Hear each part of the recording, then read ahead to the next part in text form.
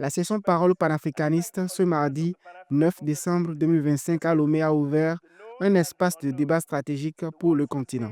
Intervenants, jeunes leaders et représentants de la diaspora ont livré des prises de parole incisives, redéfinissant un panafricanisme adapté aux enjeux du XXIe siècle. Le 9e congrès s'est affirmé comme un moteur d'énergie militante traversant continent et diaspora. 3 leviers ont été mis en avant: un espace commun de compétences, un pacte africain sur les données et un fonds citoyen autonome. Je sais que d'un salon à un autre, on parle beaucoup d'idées, mais on ne les transforme pas en action.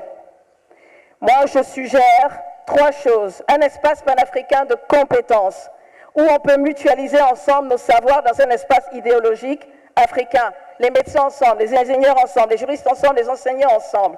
Je sais qu'on le fait déjà, mais j'ai envie de dire à un gouvernement africain, take the lead. Le gouvernement togolais, voilà une idée, dites que vous allez le faire et mettez-nous ensemble.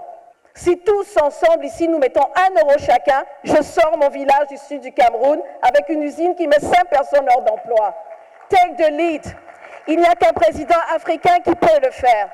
Tous mes frères panafricains de tous les continents du monde, 1 € seulement par mois chacun. On sort 500 personnes de la misère du jour au lendemain. 1000, 2000 et plus. La prise de conscience a laissé place à l'action collective. La force économique, intellectuelle et politique du continent se construit dans l'unité. Les experts assemblés, sociologues, juristes, psychologues et stratèges de la diaspora ont dessiné une feuille de route pour l'autonomie et la structuration de projets intergénérationnels. L'élan populaire observé au Congrès révèle que, même pas de petite mobilisation, l'Afrique possède déjà les leviers pour organiser ses propres dynamiques. On a la chance d'avoir 54 pays.